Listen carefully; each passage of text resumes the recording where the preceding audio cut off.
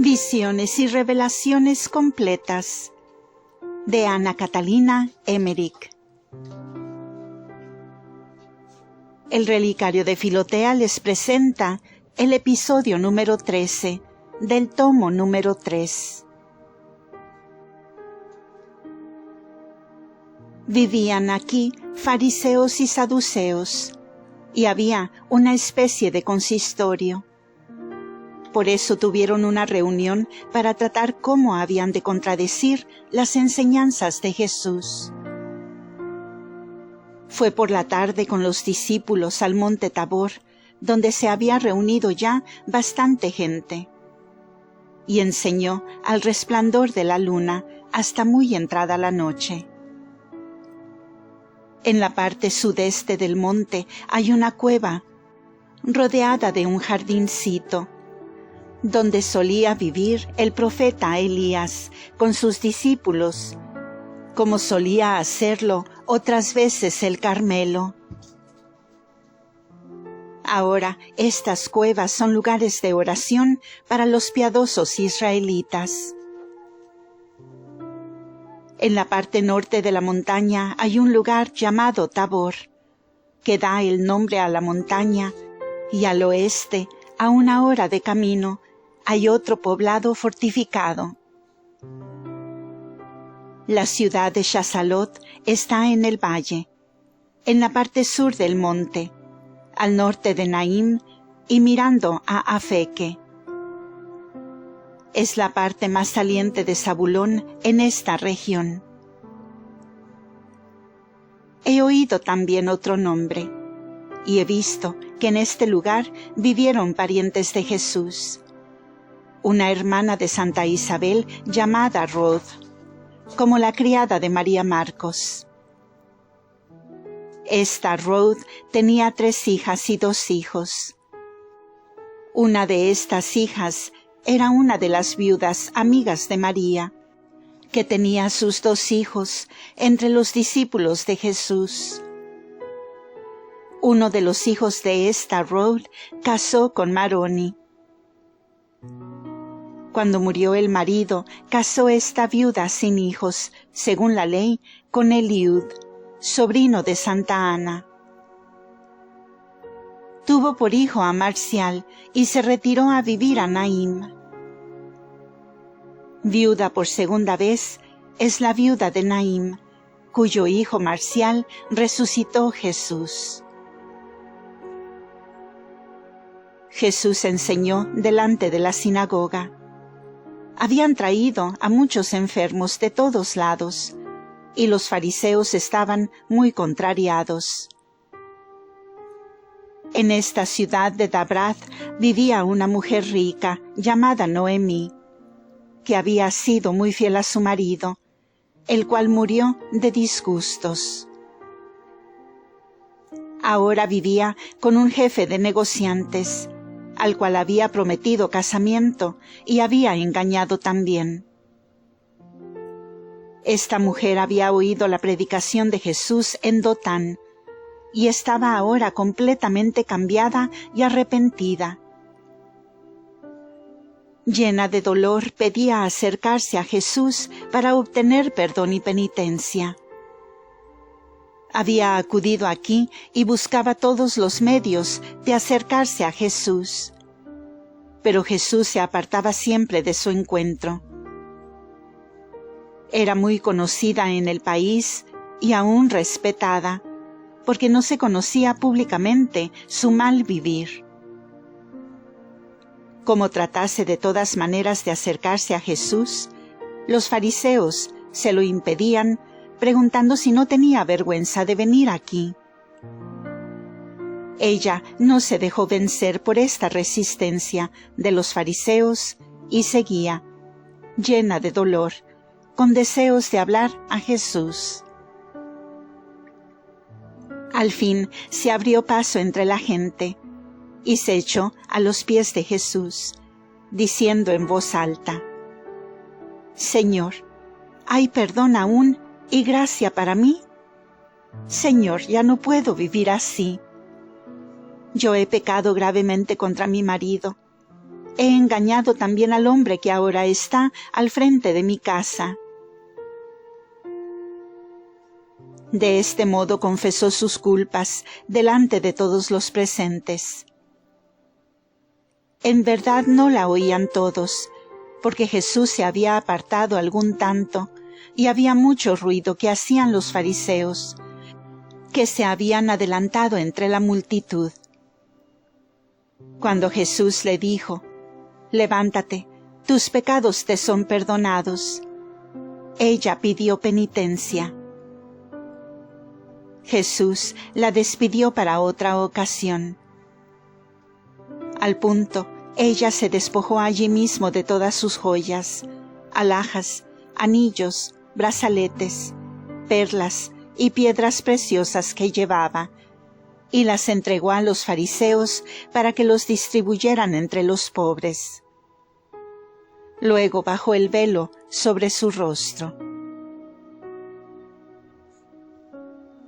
Entró Jesús en la sinagoga donde enseñó, porque había comenzado el sábado. Los fariseos y saduceos, irritados, lo siguieron. Se leyó en la sinagoga de Jacob y de Esaú, y de Malaquías.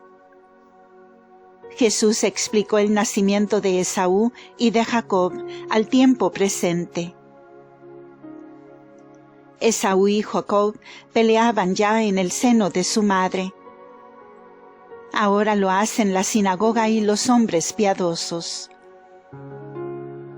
La ley dura y agreste nació antes, como Esaú, pero vende su derecho de primogénito por un plato de lentejas, por el gusto de pequeñas observancias, usos y costumbres exteriores. A Jacob, que recibe la bendición y la herencia, se hace un gran pueblo, de modo que el mismo Esaú tiene que servir a Jacob. Toda esta explicación fue muy hermosa, y los fariseos nada pudieron contradecir, aunque disputaron con Jesús largamente. Le reprochaban que buscaba seguidores, levantaba posadas por todas partes, derrochando mucho dinero de viudas ricas, dañando a las sinagogas y a los maestros de los pueblos. Que esto sucedía con la rica Noemí, y preguntaban cómo podía él perdonar los pecados. Al día siguiente Jesús no fue a la sinagoga, sino a la escuela de los niños y las niñas. Estos escolares estuvieron después en una comida con Jesús, que les dio Jesé en los patios de su casa. Jesús los exhortó allí y los bendijo. Vino también la convertida Noemí con su hombre, y Jesús habló a cada uno en particular, y luego a ambos juntos. La mujer no debía, con los sentimientos que ahora tenía, casarse con ese hombre que era de más humilde condición. La mujer le dio al hombre una parte de sus riquezas, y lo demás lo puso a disposición de los pobres, reservándose solo para su manutención.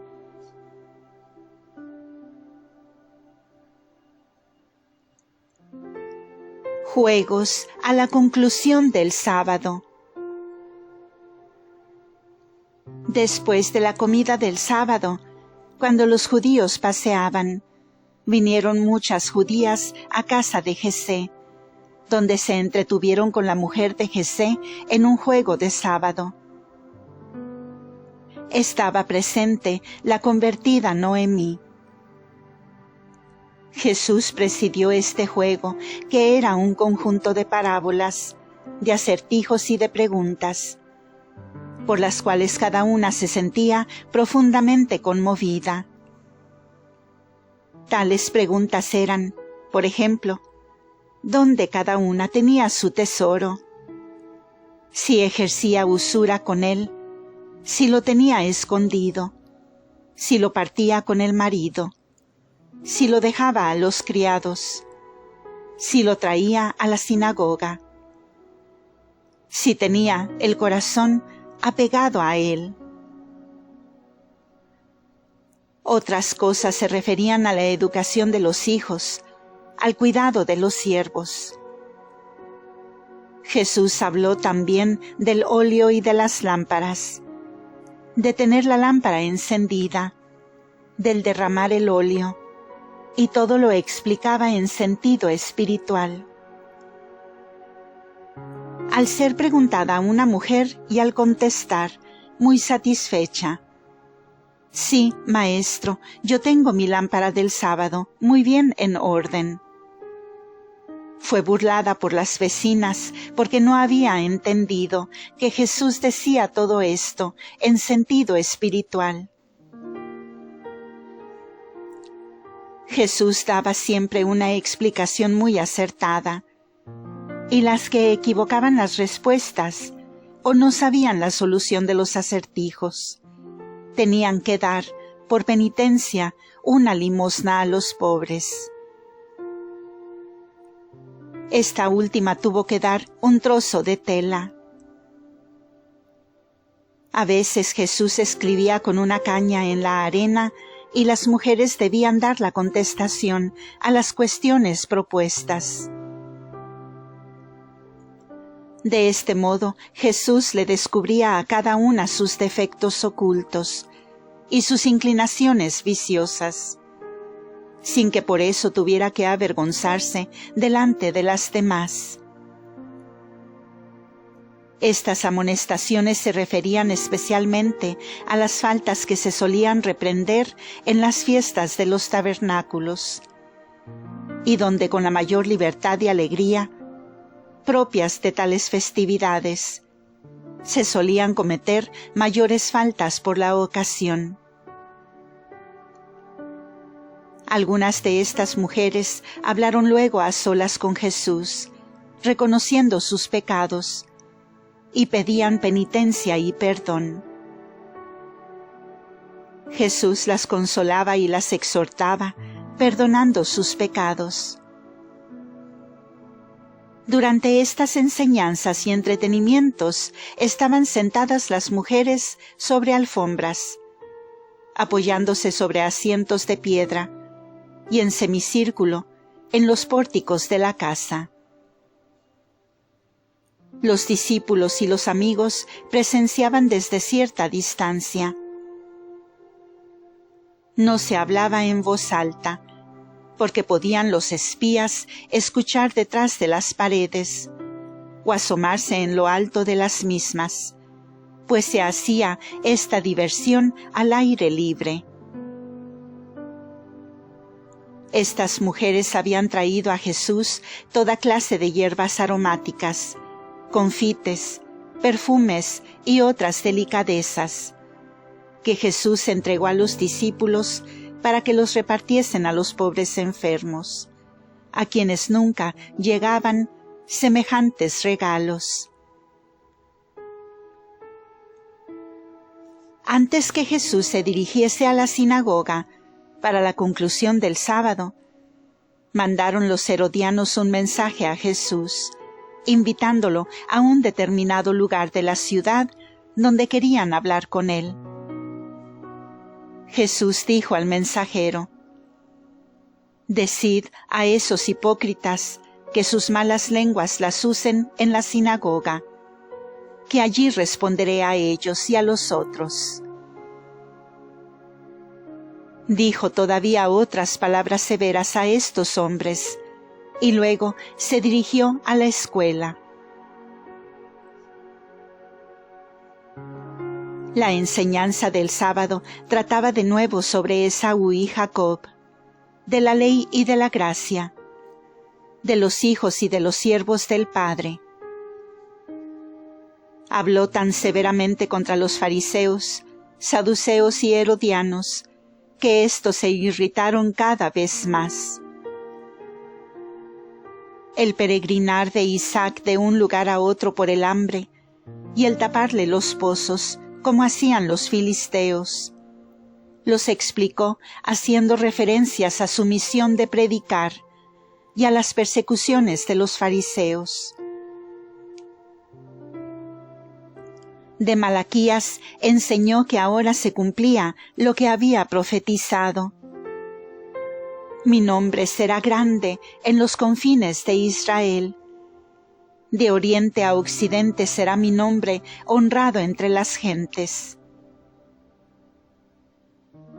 Les recordó los caminos que había hecho ya para glorificar el nombre del Señor, a un lado y a otro del Jordán, y que continuaría hasta cumplir su misión, y las palabras: un hijo debe honrar a su padre, y un siervo a su señor. Las explicó con severidad contra ellos. Estos estaban muy corridos e irritados, pero nada pudieron hacer contra Jesús. Cuando la gente salió de la sinagoga, y Jesús y los discípulos se disponían también a salir, los fariseos le cerraron el camino en un corredor. Lo rodearon allí y le dijeron que debía oír lo que dirían, que no debía decir esas cosas al pueblo. E hicieron toda clase de preguntas capciosas, especialmente con respecto a los romanos, que allí tenían su cuartel. Jesús les contestó de tal manera que tuvieron que callar. Cuando finalmente quisieron, primero con adulaciones y luego con amenazas, imponerle que dejase de andar con sus discípulos de un lado a otro, dejar de sanar enfermos, de enseñar, pues de otro modo lo acusarían como perturbador del orden y revolucionario.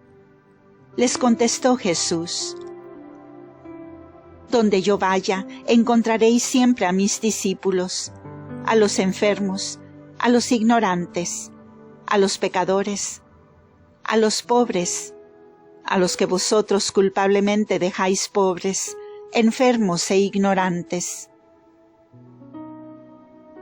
Como nada pudieron hallar contra él, dejaron la sinagoga y se mostraron aparentemente corteses, aunque internamente estaban llenos de ira, de rabia y de encono.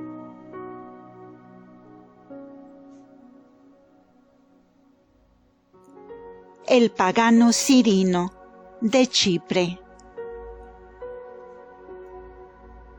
Desde la escuela se fue Jesús al anochecer con los discípulos y las gentes que le habían esperado hacia el monte Tabor. Allí estaban reunidos otros más y algunos parientes.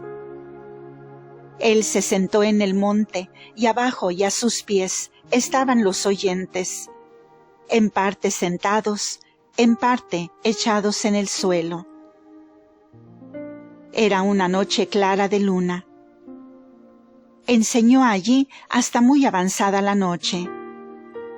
Solía hacer esto con grupos de personas mejor dispuestas, después de un día de intenso trabajo. El silencio nocturno, la quietud de la hora, hacen que los hombres estén menos distraídos. La vista del cielo, las estrellas, el frescor del aire, mantienen los ánimos mejor dispuestos.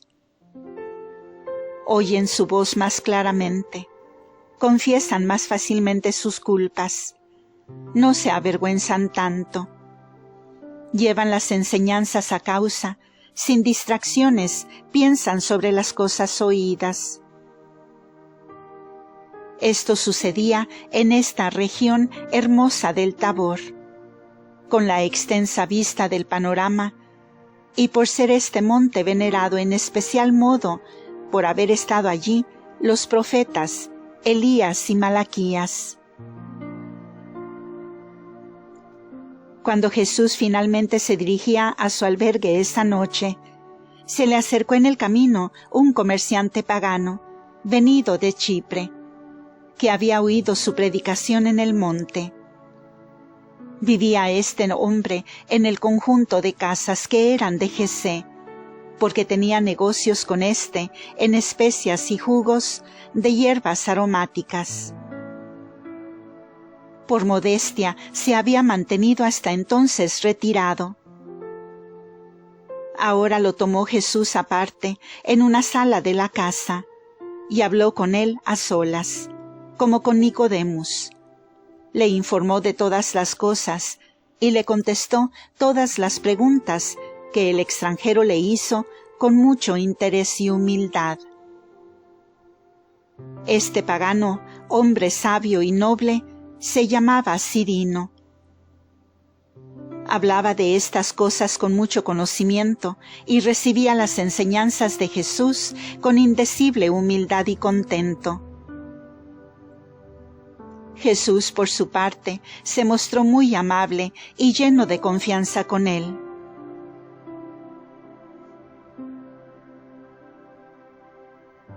Fin de este episodio. La historia de Cirino continuará en el siguiente audio.